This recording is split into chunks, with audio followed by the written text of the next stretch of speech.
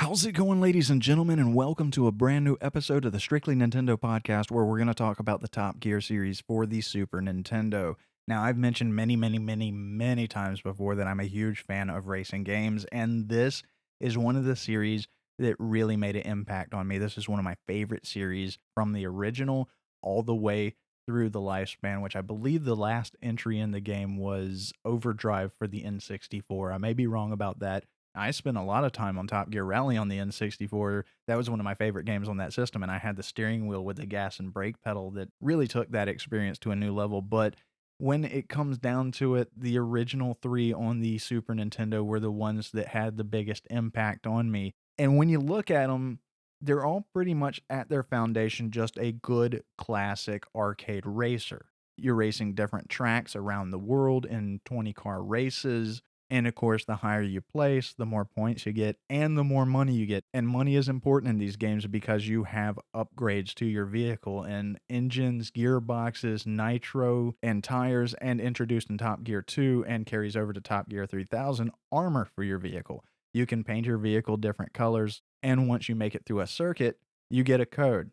So it's that classic thing. The next time you want to play and start off where you finished, you have to put in the cartridge cut on the console and enter your code to start off where you last left off. Now, the original Top Gear is, of course, the most basic of the entries where you're just racing. You know, it's nothing fancy about it. You just get on the track, you race, and you go as far as you can in the game, upgrading your car along the way. For those that are into classic arcade style racers, this is definitely a great game. And it's really one of the games that I think is the most fun when you're playing two players. My brother and I used to play these games all the time, and there's a lot of like inside jokes and just great memories from these games. But I think that Top Gear 2 was probably my favorite because you did have the introduction of armor. So as you upgrade that, it's a little bit more forgiving when you wreck, because when you're in some of these courses that are pretty intricately designed and you have 20 cars on the course, you're bound to bump bumpers or, run into obstacles on the side of the road or even in the road.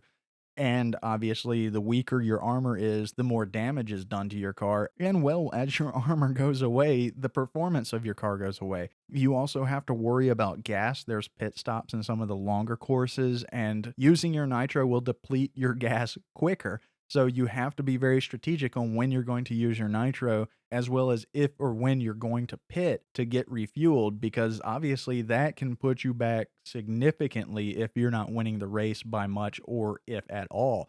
So you do have to really take those things into consideration and sometimes take a hit on one course so that you can put more focus on the overall circuit. So it's got a little bit of strategy. It's still just a classic arcade racer, but it's a lot of fun. It's got a good challenge, and it's one of those games that's just more fun playing with someone else.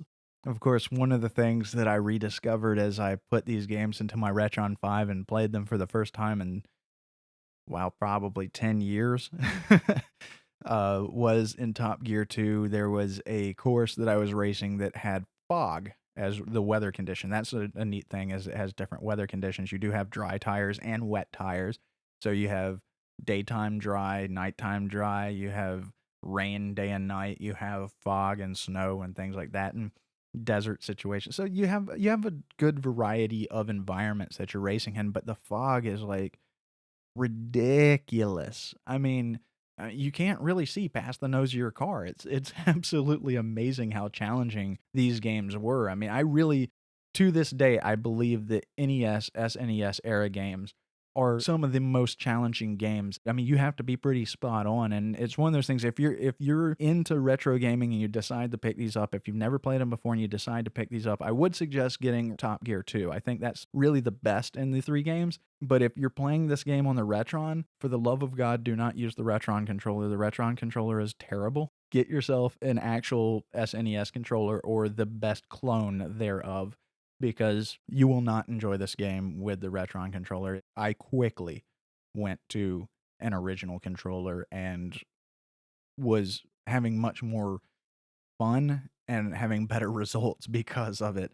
But yeah, I definitely suggest, if you're thinking about getting into this series, if you like classic arcade racers, if you like retro gaming, if you want to experience this, definitely pick up Top Gear 2. I think that's the best out of the 3 on the SNES, and it just has that kind of balance. When you get to 3000, it's really pretty much the same as 2, except 2 has a little bit more money to spend because you have your front bumper, your side rails, and your rear bumper to upgrade.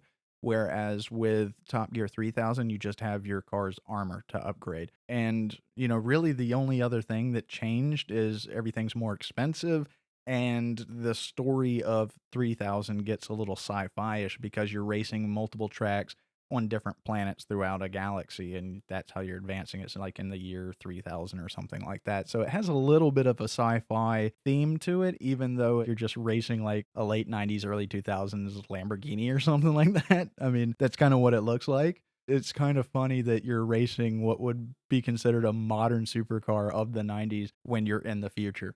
I mean, I would recommend playing Top Gear 3000, but I really think that 2 was the pinnacle. I think that with the introduction of pit stops, the armor, the different course designs, the different look of the car, just the overall experience, the feel of the game was much more fine-tuned. It was the right evolution to make the full formula of what makes that game so cool as a classic arcade-style racing game.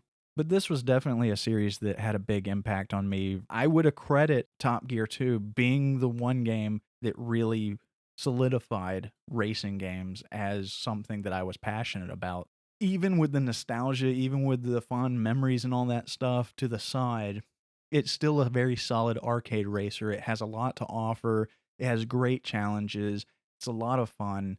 It's something I would highly recommend experiencing if you're into racing games and retro games.